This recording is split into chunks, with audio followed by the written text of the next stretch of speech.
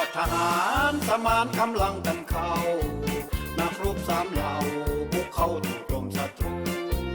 ปราบพวกแก้วแดงแทรกแซงคุกคานลบลู่ต้านยันต่อสู้กบกู้อธิปไตยเรือทหารสาบานต้องป้องกันศาสตร์ยืนสู้องอาจพิราชทหารสานไซหักพื้นแผ่นดินทานินล้านสร้างสืบไปเพื่อเราคงไว้คนไทยมีสิทธิเสรีกองทัพเพื่อนชาติพระราชอาณาจักรทำเราปกปักพิทักษ์ด้วยเกียรติศักดิ์ศรีจับมือเหนียวแน่นหวังแข็งแผ่นปาทัพพีไปมาหาบีขอพีสีบยางซาสายเพื่อทหารปราบมารแก้วแดงคุณชาพระที่อุบาทพินาศปักรัฐปราศัยเราอยู่เป็นลาวสร้างลาวให้สีวิไลลูกจารึกไว้นำใจสามเหล่าทหาร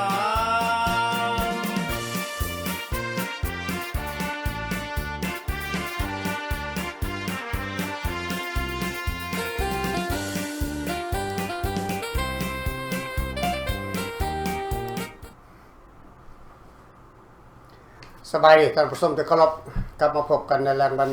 ศุกร์วันที่21มีนาคม2025ในเวลา 5 โมงในประเด็นการเมืองลาวของพวกเราเหมือนเดิมมื้อนี้ประเด็นในการเมืองก็จะมาเว้าเกี่ยวกับความซัวซ่าหรือว่าโง่จ้าของรัฐบาลสปป.ลาวที่เฮ็ดให้ประเทศชาติบ้านเมืองยากจนมาถึง50 ปีความตัวโยหลอกลวงของพรรคและรัฐตัวมาตลอดตัวแต่บ่ทันได้ยึดครองอำนาจตัวตั้งแต่เริ่มต้นจนถึงปัจจุบันเกือบ70 ปี80 ปีเขาแกก็ยังตัวคือกับพี่น้องดังนั้นจึงมีประชาชนออกมามากมายเดียวนี้หลายคนเก่าเยอะคนเก่า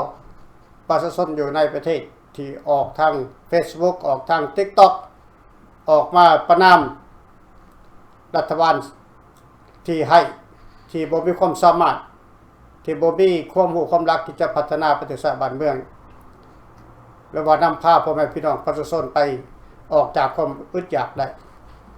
ประชาชนดิ้นรนก็อยู่ในปัจจุบันนี้แต่ก็บ่มีความสามารถที่จะออกมาประหัตประหารหรือว่ากับรัฐบาลประหัตประหารกับรัฐบาลอย่างคุณแห้งเหมือนกับที่นานาศาสตร์ที่เขาเจ้าเฮ็ดกันอยู่ดังนั้นพรรคและรัฐนี่ควรจะหูตัวได้แล้ว แต่ก็ควรจะเปลี่ยนแปลงระบบการปกครองออกจากระบอบคอมมิวนิสต์ไปสู่โลกเสรีซะดีกว่าเพราะว่าลาวนอกของพวกเขาพร้อมที่จะช่วยฟื้นฟูชาติให้เจริญรุ่งเรืองได้ขอเพียงแต่ว่ารัฐบาลสปป.ลาวนั้นต้องยอมรับคนลาวนอกให้เป็นลาวเหมือนเดิมให้เป็นลาวคือกับสิ่งที่คนลาวนอกทั้งหลายนักการเมืองทั้งหลายก็ดีอยู่ต่างประเทศเขาก็อยากเห็นว่าลาวหักแพงกันลาวสามัคคีกันเหมือนกับที่พวกเขาเคยหักแพงกันและสามัคคีกันมาก่อนถ้ารัฐบาลสปป.ลาวบ่มีความสามารถจะฟื้นฟูชาติได้ฟื้นฟูเศรษฐกิจได้รัฐบาลลาวก็ควรจะลาออกจากอำนาจการปกครองแล้วก็ให้รัฐบาลใหม่เกิดขึ้นมาเข้าไปปกครองเพื่อให้ประเทศลาวของพวกเขานี่เจริญรุ่งเรืองและมีอยู่มีกินรัฐบาลสปป.ลาวเนี่ยหังเกินแล้วรวยเกินแล้วกินอีก10 ศาสตร์20 ศาสตร์ก็บ่เบิดเงินของรัฐบาลสปป.ลาวมีแต่ประชาชนที่ทุกข์ยากปากหมองเท่าทุกวันนี้หาเฮือนพักเฮือนเศร้าเฮือนอยู่ก็บ่มีหลายพันหลายแสนครอบครัวก็ด้วยว่ารัฐบาลบ่แก้ไขบ่ดูแลพ่อแม่พี่น้องประชาชนถ้าว่ารัฐบาลลาวนั่นเป็นรัฐบาลลาวเหมือนกับที่พวกสหาย ทองรุ่นทองสิงห์สหายไสสมพรแอบอ้างว่าตัวเองเนี่ยเป็นคนลาวก็ต้องแสดงออกมาให้เห็นว่าความหักในจิตใจของสหายนั่นต่อพ่อแม่พี่น้องประชาชนคนลาวนั่นแสดงออกมาให้คนลาวเห็นว่าสหายนั่นแค่และหักหอมพ่อแม่พี่น้องประชาชนคนลาวในประเทศแสดงยังออกมาให้พี่น้องเห็นว่าความห่วงใยของสหายนั่นใครเป็นผู้ประทับขึ้นมาทุกวันนี้ประชาชนติปากบ่ได้ไอ้บ่ดังถือสหายนี่ขายสัมปทานดินดอนตอนหญ้าหลายแห้งหลายจินให้คนต่างชาติแล้วก็ให้เขาไปยึดเอาดินดอนตอนหญ้าของประชาชนอันนั้นคือแสดงให้เห็นว่าสหายบ่เป็นคนลาวสหายแอบอ้างว่าสหายเป็นคนลาวแต่ความจริงแล้วสหายบ่เป็นคนลาวสหายเป็นเสื้อสายแก้วและเกียรติสั่งคนลาวทั้งประเทศสหายจึงเฮ็ดแบบนี้สหายจึงทรมานคนลาวแบบนี้เพราะสหายบ่มีสายเลือดลาวสหายมีแต่สายเลือดแก้วอยู่ในต้นโตของสหายทุกๆคนในรัฐบาลสปปลาวนั้นดังนั้นราคาพระเจ้าจึงเลยเว้ามาใน 2-3 อาทิตย์ผ่านมานี่ว่ารัฐบาลของประเทศลาวนั้นมันบ่แม่นรัฐบาลลาวมันเป็นรัฐบาลแก้วเป็นหุ่นเสิร์ชให้แก้วเป็นผู้แต่งตั้งพวกนี้ขึ้นมาเป็นรัฐบาลบ่แม่นประชาชนแต่งตั้งขึ้นมาเป็นรัฐบาลเป็นแก้วเป็นผู้เลือกเอาคนขึ้นมาเป็นรัฐบาลบ่แม่นประชาชนลาวเป็นผู้เลือกเอาพวกนี้ขึ้นมาเป็นดังนั้นแหละพวกนี้เป็นรัฐบาลผิดกฎหมายรัฐบาลสปปลาวเป็นรัฐบาลผิดกฎหมายที่บ่ได้มาจากประชาชนบ่ได้อำนาจมาจากประชาชนได้อำนาจมาจากเวียดนามขึ้นมาเป็นรัฐบาลแน่นอนประเทศใดก็เหมือนกันถ้ารัฐบาลเผด็จการประชาชนก็ย่านกลัวเพราะรัฐบาลเผด็จการนี่บ่มีกฎหมายประจำชาติมีแต่กฎหมู่ประจำชาติดังนั้นประเทศใดเขาก็กลัวรัฐบาลถ้าว่ารัฐบาลเผด็จการพวกเข้าเล่านอกหลายกลุ่มที่เฮ็ดมาทำมาเป็นเวลา50 ปีแล้วรุ่นเก่าจากรุ่นเก่าก็ต่อมารุ่นใหม่สืบทอดกันมาจนถึงทุกวันนี้เพื่ออยากจะให้มีการเปลี่ยนแปลงระบบการปกครองในเรายกเลิกระบอบคอมมิวนิสต์ออกจากประเทศเรากวาดล้างระบบคอมมิวนิสต์ออกจากประเทศเรานำเอาระบบเสรีประชาธิปไตยเข้าไปสอบสู่พ่อแม่พี่น้องประชาชนคนลาวอยู่ในประเทศ50 ปีนี่มันพอสมควรแล้วมันควรจะเห็นแล้วว่าประเทศลาวเจริญบ่หลายก็ตามให้มันเจริญน้อยหนึ่งซะให้มันเจริญจัก 5% ก็ยังดีอยากเห็นประเทศลาวเจริญ 5% ตั้งแต่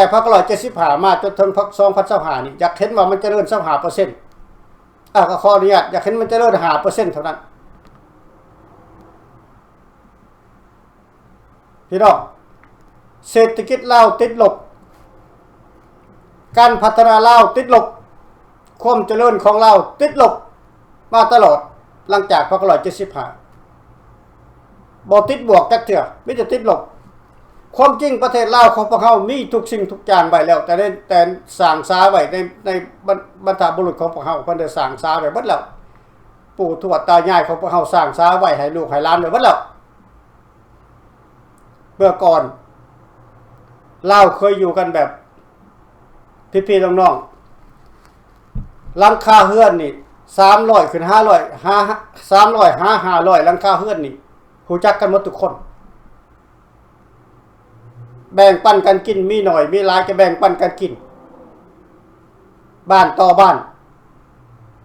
พี่น้องซอยเรือกันคนลาวของพวกเฮาในเมื่อก่อนหักแพงกันเจ้ามาแว่บ้านข่อยก็เซิ้นกินข้าวเจ้าไปแว่บ้านข่อยไปแว่บ้านเจ้าก็เซิ้นกินข้าวนอนบ้านนอนเฮือนเมื่อในสมัยก่อนลาวเฮาบ่ได้เดือดร้อน ทางด้าน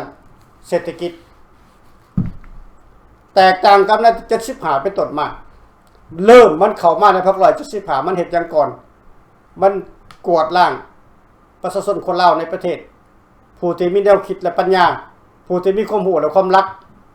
มันจับมันกุมไปขาที่หมดผู้ที่มีความรู้ความรักผู้ที่มีปัญญาผู้ที่เคยพัฒนาผู้เคยสร้างสร้างประเทศชาติบ้านเมืองมันจับไปขาที่หมดข้าพเจ้าก็ผู้นึงที่มันนำตัวแต่มันบ่ทันมันก็จับพ่อข้าพเจ้าไปจับอ้ายข้าพเจ้าไปจับลุงข้าพเจ้าไปจับเอาข้าพเจ้าไปเบิดพี่น้องข้าพเจ้ารอดย้อนยังก็ย้อนว่ามันมีเทวดาช่วยเขาจึงออกมาได้เมื่อออกมาแล้วเขาต้องมีใจเขาต้องมีใจว่าการเมืองเราเนี่ยมันเปลี่ยนแปลงแท้บอกหลังจากพรรค175ผ่านมาพอปี180มันก็ยังบ่เปลี่ยนมันแห้งนักหนาเข้าไปเรื่อยกวดล้างฆ่าคนบ่หยุดบ่หย่อนฆ่าชาวบ้านฆ่าเต็มบ้านดึงเอาออกมาร่วมกันเป็นบ้าน20คน30คนเอามายิงถิ่มต่อหน้าก็มีหลายบักหลายหาว่าอันนั้นชาวบ้านคัดค้านนโยบายพรรครัฐหาว่าชาวบ้านไปเข้าข้างแล้วอันนั้นพรรคถิ่นหรือว่าปฏิการหรือว่าพวกอันน่ะหน่วยงานของรัฐบาลและสำนักจักรลาวในเมื่อก่อนที่ออกไปกู้ชาติหลังจากมีการยึดอำนาจไปแล้วเขาเอาไปขาดถิ่นมากมายดังนั้นประชาชนคนลาวแต่ละประเทศนั่นเขาอนุญาตประชาชนแต่ละบ้านนั่นที่บ่เคยเล่นการเมืองที่บ่มีส่วนเกี่ยวข้องกับการเมืองบ่เคยเป็นทหารบ่เคยเป็นข้าราชการเป็นประชาชนชาวไร่ชาวนานี่ก็พากันหอบลูกจุงหลานนี้ออกจากประเทศลาวย้อนหยังก็ย้อนว่าเห็นเขาฆ่าคนแบบโหดๆเหี้ยมๆนี่แหละพี่น้องเขาจับไปบ่ละ10บ่ละ20บ้านน้อยก็ไป10คน20คนไปยิงถิ่มต่อหน้าให้ชาวบ้านเห็นว่าบ่ให้เอาเป็นตัวอย่างหาเรื่องว่าเขาเรื่องเขาปฏิการแกทุกบ้านพี่น้องบ่แม่นว่าเกือบทุกบ้านทุกบ้านทั้งสวรรค์เขตและทั้งภาคใต้ภาค3และภาค4แกมีทุกบ้านที่เขาปราบปรามที่เขานับคู่แบบนั้นแกดังนั้นละการต่อสู้นี่น่ะคือข้าพเจ้าเนี่ยผู้นึงอยู่ในภาคส่วนของนักต่อสู้ทั้งหลายน่ะแกก็เห็นว่าความยุติธรรมบ่มีหลังจากพวกคอมมิวนิสต์เข้ามาปกครองแล้วเขาฆ่าคนเนี่ยเขาฆ่าเฮ็ดหยังเขาได้หยังหลังจากที่เขาได้หยังที่ได้มาจากการฆ่าคนฆ่าประชาชนนี่นะบ่แม่นว่าฆ่าอันนั้นข้าราชการทหารตำรวจได้คันข้าราชการทหารตำรวจข้าพเจ้ายังบ่เข้าใจว่าเขาเจ้าเครียดแค้นเขาเครียดแค้นที่เขาเฮ็ดสงครามมา30ปี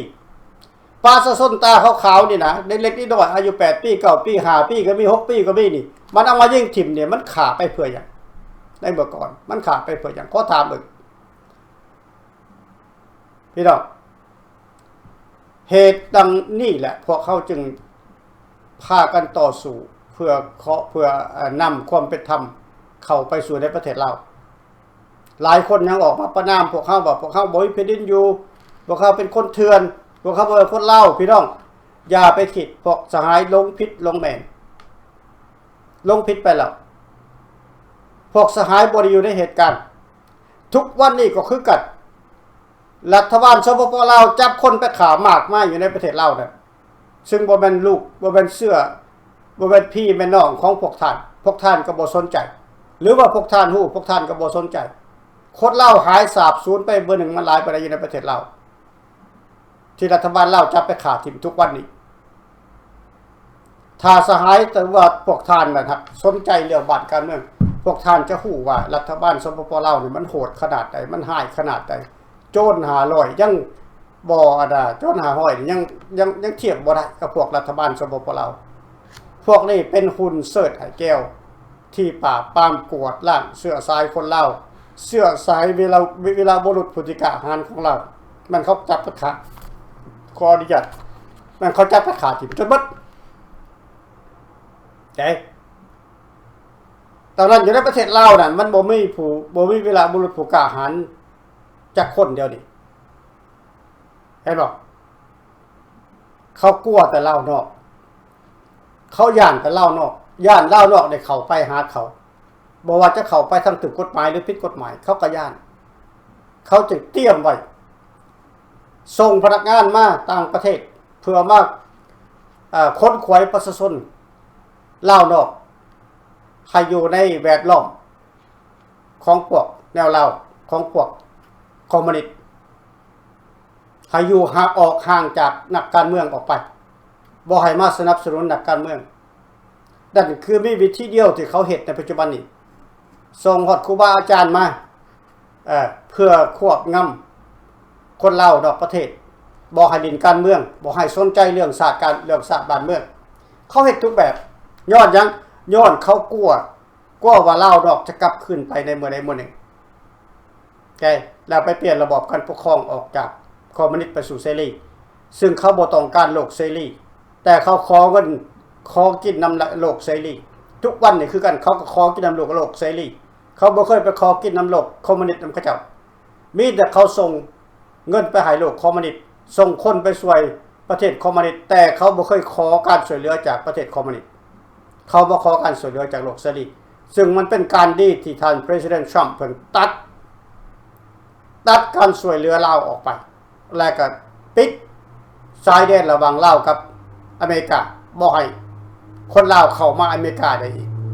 อันนี้เป็นการที่ขอย่องย่อสันท่าน President Trump ที่เพิ่นเฮ็ดถึงทองพี่น้องเขาจะเลี้ยงอนาคตก็ต้องให้รู้จักว่าไผเป็นมิตรไผเป็นศัตรูลาวบ่เคยเป็นมิตรกับสหรัฐอเมริกาลาวกินเงินอเมริกาไปนี่หลายพันล้านดอลลาร์แต่ลาวบ่เคยขอบใจอเมริกาแม้แต่ครั้งหนึ่งเอาแต่เหลี่ยมมาตัวเอาเงินเท่านั้นมันดีแล้วที่ว่าท่าน President Trump เพิ่นประกาศหยุดการช่วยเหลือและก็ปิดวีซ่าลาวบ่ให้เข้ามาในอเมริกาขอสนับสนุนท่าน President Trump เรื่องนี้พี่น้องถ้าเมื่อใดหากว่าลาวเฮานี่หากหูแจ้งตาสว่างประเทศเมื่อนั้นประเทศลาวจึงจะเจริญเฮาเรียกร้องไปหาทุกพรรคทุกฝ่ายให้ลุกขึ้นต่อสู้กับพวกเผด็จการลุกต้องลุกพร้อมกันสู้ต้องสู้พร้อมกันมันจึงจะได้ผลพี่น้องขอให้พี่น้องคนลาวเฮาทุกบ้านทุกบ้านเนาะขอให้ทุกบ้านจงดีใจเวียนมีมือใดบ่ดึงยามใดยามหนึ่งเนาะพวกท่านก็จะได้รับการปกป้องจากรัฐบาลลาวนอกจากรัฐบาล3ฝ่ายพวกท่านจะบ่ได้ถูกพวกรัฐบาลกดขี่ข่มเหงอีกต่อไปในขั้นต่อไปซานานบ่ฮู้แต่เฮาพยายามทำอยู่เพื่อปกป้องสิทธิและเสรีภาพของพ่อแม่พี่น้องประชาชนคนลาวอยู่ในประเทศบ่ให้พวกเผด็จการนี่แก้วแดงลาวแดงนั่นมากดขี่พวกท่านเก็บเกินภาษีเถื่อนแต่ละเดือนแต่ละปีพี่น้องเมื่อใดมันจะมาถึงก็เมื่อใดเฮาจะบอกให้พวกท่านทราบเดี๋ยวนี้ท่าน President Trump เพิ่นกำลังทำงานอยู่ขอให้เพิ่นทำงานไปซะก่อนแต่เพิ่นเอาจริงจังเฮาก็จะฮู้เหตุการณ์ต่างๆอยู่ในโลกบ่แม่นแต่ในประเทศเราอยู่ในโลกเพิ่นเอาแท้ทำจริงท่าน President Trump ในขอหยองย่อและซ้อเสริญจิตน้ำใจของเพิ่นแต่ส่วนลาวเฮาอยู่ได้ก็ดีอยู่นอกก็ดีควรจะเข้ามาร่วมกันคุยกันศึกษากันพี่น้องเดี๋ยวนี้เฮาประกาศไปแล้วว่าเฮาจะฟื้นสนธิสัญญาเวียงจันทน์ลาว3ฝ่ายฟื้นสนธิสัญญาเวียงจันทน์ลาว3ฝ่าย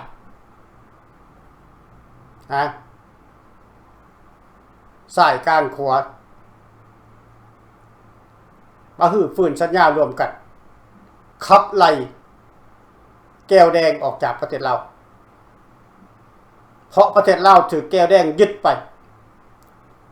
จนถึงทุกวันนี้ถือแก้วไกรสอนยึดไปถึงทุกวันนี้ถ้าเล่า3 พายของพวกเขาหักตุ่มโฮมกันได้แก้วไกรสอนนี่ก็จะฟ้องออกจากประเทศเราอย่างทันทีพี่น้องพวกท่านต้องเรียนรู้การเมืองพวกลาวในก็ดีลาวนอกก็ดีต้องเรียนรู้การเมืองว่าพวกเขา3 พายนี่ถึกโคตรล่มถึกโคตรล่มรัฐบาลไกรสอนโคตรล่มและลึกล่างสนธิสัญญาเวียงจันทน์พวกท่านเว้าได้แต่พวกท่านคิดบ่ได้หลายคนเว้าได้แต่คิดบ่ได้คำว่าไกรสอนนี่ยกเลิกสนธิสัญญาเวียงจันทน์173นี่โครงการ18ข้อนี่บ่แม่นแต่เขายกเลิกแต่ภายรัฐบาลภายขวาและภายกลางเขายกเลิกทั้ง3 ภายสายกลางขวาและมีไผสลึงใจเด้รัฐบาลที่เฮ็ดมาก่อนรัฐบาลตั้งขึ้นมาใหม่หรือว่านักการเมืองหลายกลุ่มหรือว่านักเคลื่อนไหวหลายกลุ่มเคยคิดถึงบ่ว่ารัฐบาลแก้วไกรสอนนี่โคตรล่มสนธิสัญญา3 ภายพวกท่านคิดบ่ออกดอกข้าพเจ้าว่าพวกท่านคิดบ่ออกพวกท่านคิดได้แต่ว่าคอมมิวนิสต์ยึดประเทศเราคอมมิวนิสต์ภายซ้ายยึดคอมมิวนิสต์ภายซ้ายคอมมิวนิสต์ยึดประเทศเราแม่นในปี1973 1975แม่นเพราะภายซ้ายถือพรรคคอมมิวนิสต์แก้วแดงหลอกใส่ข้อผิดพลาดของภายซ้ายของภายสุภาพนวงศ์นั่นก็คือหลงไหลกับความตัวยั่วหลอกลวงของแก้วไกรสอนให้โคตรล่มขับไล่และโคตรล่มรัฐบาลภายกลางต่อมากับโคตรล่มขับไล่รัฐบาลภายขวาต่อมากับโคตรล่มขับไล่รัฐบาลภายซ้ายอยู่ในรัฐบาลภาย3 ภายนี่เจรจากันมาตั้งแต่ปี1969พุ่นไงรัฐบาล3 ภายนี่ภายกลางภายซ้ายภายขวานี่แต่มาลงกันใน1973น่ะแล้วก็เซ็นสัญญากันเป็นทางการในวันที่21 กุมภาพันธ์รัฐบาล3 ภายรัฐบาลผสมคนเฮาเว้าได้แต่คิดบ่ถึงว่าทุกวันนี้แม่นแก้วไกรสอนเป็นผู้ยึดอำนาจบ่แม่นภายซ้ายยึดอำนาจมาเกียรติสร้างกันเกียรติสร้างว่าภายซ้ายเนี่ยเป็นลาวคอมมิวนิสต์จริงได้เมื่อก่อนปี1973น่ะเขาประกาศเป็นคอมมิวนิสต์แท้แต่หลังจากเขาเข้ามาเป็นลาวผสมแล้วเป็นรัฐบาลผสมแล้ว1973แล้วเขาก็ขึ้นกับรัฐบาลกลางก็คือรัฐบาลเวียงจันทน์รัฐบาลกลางภายซ้ายภายขวาก็อยู่ในรัฐบาลเวียงจันทน์แต่เป็นยังมันจึงล้มเหลวเป็นยังมันจึงผิดพลาดก็เพราะว่าถูกแก้วไกรสอนยุแย่แล้วก็บังคับพร้อมอีกบ่แม่นแต่ยุแย่อย่างเดียวแล้วบังคับพร้อมพี่น้องก็ฮู้ว่าคนลาวของพวกเขานี่เป็นคนกระตือรือร้นเป็นคนอยากใหญ่อยากโตแต่บ่ใส่ความสามารถตัวเองอยากเป็นใหญ่เป็นโตแต่บ่ใส่ความสามารถตัวเองไปใส่สามารถไปอาศัยความการช่วยเหลือจากศัตรูมันจึงพาให้ประเทศชาติบ้านเมืองมันล่มจมย้อนว่าไปเสือศัตรูหลายกว่าแต่อันนั้นคือการขอผิดพลาดของรัฐบาลภายซ้ายถ้าหากว่าภายซ้ายภายสุภาพนวงศ์นี่นะหากบอกขอการุณาจากแก้วไกรสอนนี่พวกประสัมมนาเนี่ยเขาขาดถิ่มเบิดเขาบอกขังไว้ ใส่แห้งงานให้ตายเองดอกเพราะทั้งฮานอยสั่งลงมาว่าให้สุภาพนวงศ์ฆ่าพวกนี้ให้เบิดเมื่อจับเขาไปขังไว้แล้วคือขอกไก่นี่คือไก่ไปขังไว้ในขอกนี่ฮานอยสั่งมาให้ฆ่าที่เบิดฆ่าดับศูนย์ให้เบิดถ้าบ่นั้นพวกนี้มันจะกลับมากัดเฮาคืนนี่คือนโยบายฮานอยที่สั่งสุภาพนวงศ์มาแต่สุภาพนวงศ์บ่สามารถจะฆ่าคนลาวด้วยกันการที่ยึดครองอำนาจและนำเอาคนรัฐบาลภายขวานี่ไปขังทรมานนั่นหรือว่าเอาไปยิงเป่าไปฆ่าทิ่มนั่นมันก็ผิดอย่างหายแห้งแล้วหาอันที่ยกโทษบ่ได้แต่ก็บ่สามารถจะปกป้องคนลาวตัวเองได้ย้อนหยัง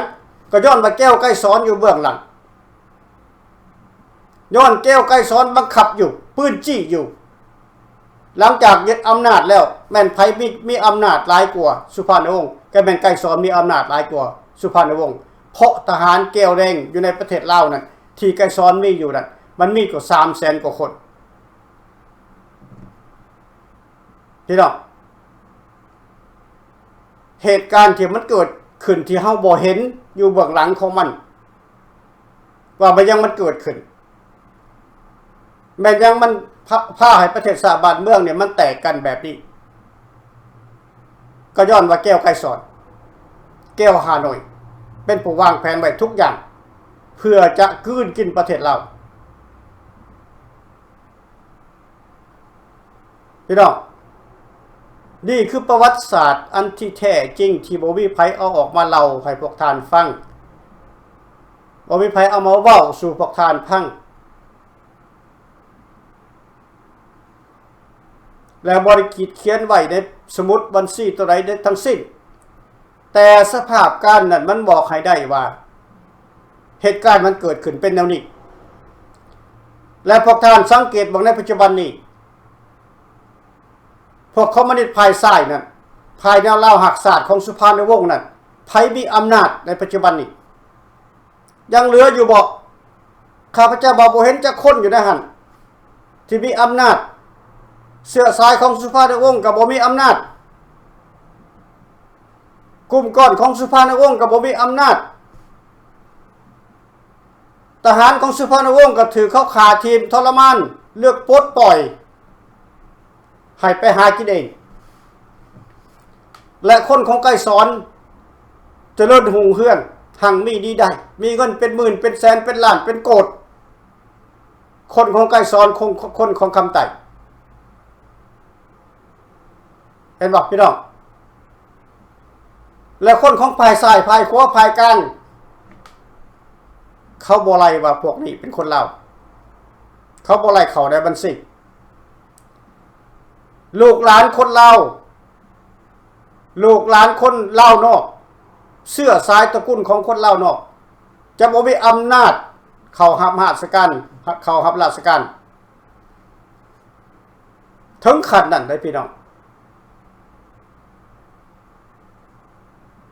การแบ่งแยกส้นสั้นส้นผาดส้นสั้นส้นสาดย้อนยังย้อนรัฐบาลสปปลาวมันบ่แม่นรัฐบาลมันบ่แม่นคนลาวมันเป็นคนแก้วเสื้อสายแก้วมันหักษาแผ่นดินไว้ให้แก้วเหมือนกับหมาเผาบ้านเหมือนกับหมาเผาเพื่อนให้แก้วเขามายึดเอามือใดมือหนึ่ง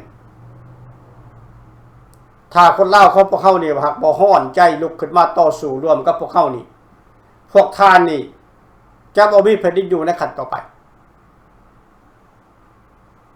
จะบ่มีแผ่นดินอยู่ในขั้นต่อไปทุกวันนี้ก็เห็นอยู่แล้วว่าคนลาวให้แผ่นดินแล้วในปัจจุบันนี้คนลาวบ่มีแผ่นดินแล้วในปัจจุบันนี้มีแต่พวกโง่นั่นแหละที่ไปลงเสือผักนั่นแหละมีแต่พวกโง่นั่นแหละที่ไปหับใส่ผักนั่นแหละคนสลาดเขาบ่ไปหับใส่ผักนั่นแหละดอกต้องให้เข้าใจศาสตร์เป็นของคนลาวบ่แม่นเป็นของแก้วทุกวันนี้เราก็เห็นว่าสภาพการอย่างมันจะเกิดขึ้นอยู่ในชายแดนไทยเขมรก็เกาะพิษกับไทยต้องการยึดเอาจังหวัดสุรินทร์ขึ้นเห็นป่ะซึ่งประวัติศาสตร์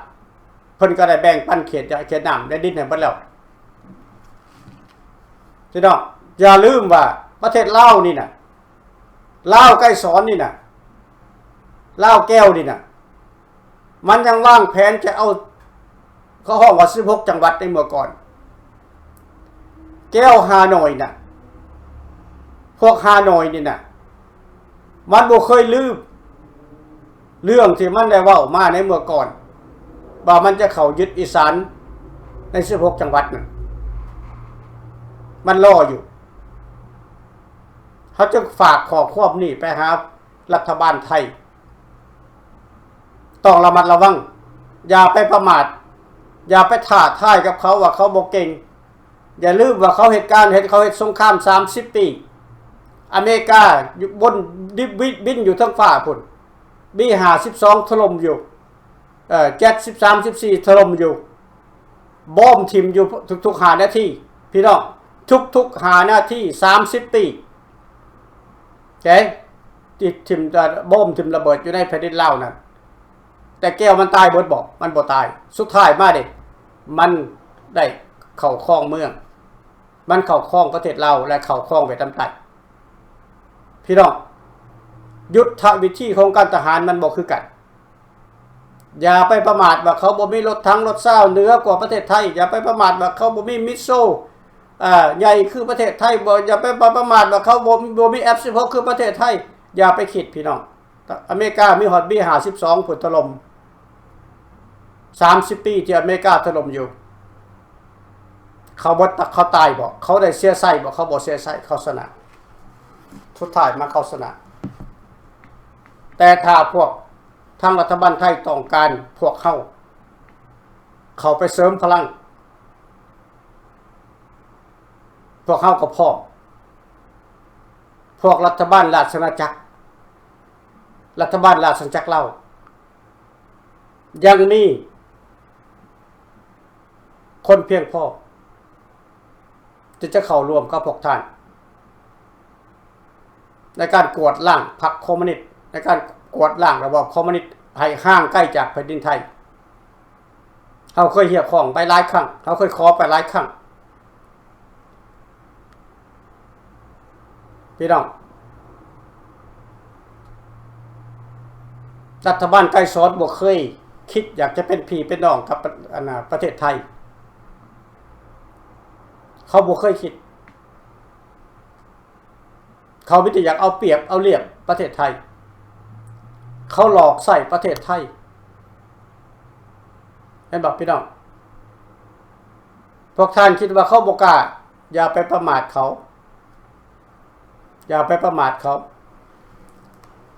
ดังนั้นแล้ว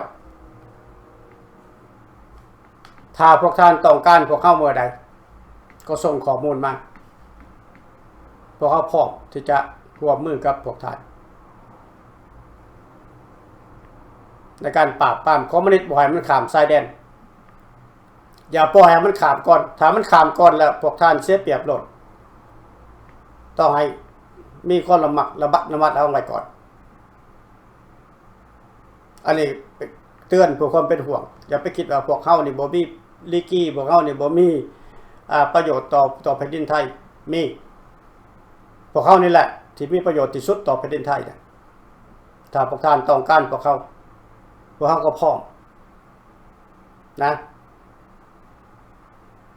ลาวกับไทยนี่เคยเป็นพี่น้องกันในเมื่อก่อนแต่หลังจาก75มาลาวกับไทยบ่เป็นพี่น้องกันเป็นศัตรูกันใช่เป็นศัตรูกันเท่าทุกวันนี้นะพี่น้องไทยรัฐบาลไทยต้องเข้าใจพวกเขาคนลาวเขาหูจักพวกสหายพวกทานอยู่ประเทศไทยอาจจะหูอาจจะบ่หูรัฐบาลไทยทุกวันนี้พวกท่านเชื่อใจได้ขนาดไหนว่าเขาจะแก้ไขปัญหาได้พี่น้องดังนั้นแหละพวกเขาคนลาวนอกลาวเสรีที่มีความหักเสือแพงศาสตร์กับคนไทยกับประเทศไทย เฮาบ่อยากให้ประเทศไทยมีปัญหาเนาะถ้าพวกท่านต้องการพวกท่านก็ติดต่อมาหาพวกเขาได้พวกเขาพร้อมเนาะจะได้รวมใหม่รวมมือกับพวกท่านไอ้มื้อนี้ก็จะเว้าถึงคนลาวอยู่ในประเทศนั่นล่ะส่วนใหญ่อยากเคียดข้องถึงคนของสุพรรณวงศ์ส่วนใหญ่มูลเสื้อของสุพรรณวงศ์น่ะอยู่ในประเทศลาวยังเหลืออยู่บ่ยังมีอยู่บ่มูลเสื้อของสุพรรณวงศ์คันนี้เดี๋ยวออกมาติดต่อตามสายงานต่างๆเพราะเขามีสายงานอยู่ในประเทศลาวและมีสายงานอยู่นอกเข้าไปติดต่อพากันร่วมกันขับไล่แก้ไกลซ้อนออกจากอำนาจการปกครองขับไล่ลูกน้องไกลซ้อนออกจากอำนาจการปกครองขับไล่รัฐบาลไกลซ้อนออกจากอำนาจการปกครองเอาสนธิสัญญาเวียงจันทน์ขึ้นมา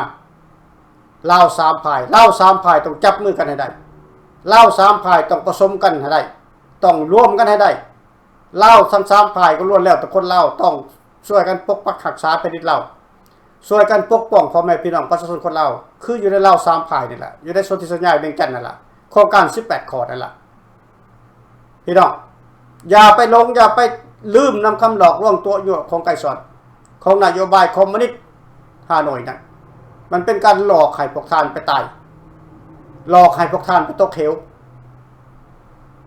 เข้ามารวมกันในรัฐบาล3ฝ่ายเข้ามารวมกันในสนธิสัญญาเวียงจันทน์นี่ลาวเขาจึงจะจึงเกิดขึ้นมาใหม่ฟื้นขึ้นมาใหม่ถ้าเขาฟื้นสนธิสัญญาเวียงจันทน์3ฝ่ายนี่ได้ลาวเขาก็จะมื่นตาได้เชื่อข้าพเจ้านี่บ่มีวิธีใดดอกเพราะลาวดอกได้สู่มาฮอด50ปีแล้วบ่มีวี่แววว่าจะมีการเปลี่ยนแปลงหรือว่าจะชนะพวกพรรคคอมมิวนิสต์แก้วแดงนอกจากแต่เขาจะฟื้นสัญญาลาว3ฝ่ายนี่เข้ารวมกันขับไล่พวกนี้ออกจากอำนาจเอาลาวกับลาวมาปกครองเราจะเป็นภายซ้ายภายกลางภายขวาก็เป็นลาวด้วยกันลุกขึ้นมาสู่รวมกันลบล้างระบอบไกลซ้อนออกไปนี่คือความเรียกร้องของพวกเขาของรัฐบาลฟรีลาวกับบ่แม่นเนาะถ้าท่านใดสนใจก็ติดต่อมาทางอีเมลเข้าไปให้ loyallao.org นั่นแล้วก็จะมีอีเมลย้อนก็ส่งอีเมลเข้ามาหรือว่าส่งจดหมายมาตามที่อยู่นั่นก็ได้เขาจะส่งคนเข้าไปสอบสวนเอาเองเนาะเอาจังได๋ก็ขอบใจนำทุกเสียงทุกสายในที่ติดตามติดชมในรายการมื้อนี้เนาะก็สมมาสมควรขอบใจนำลายก็ขอบใจนำผู้อุดหนุนอุ้มสู้กระบวนการของพวกเขาก็พบกันใหม่ในอาทิตย์หน้าขอบใจ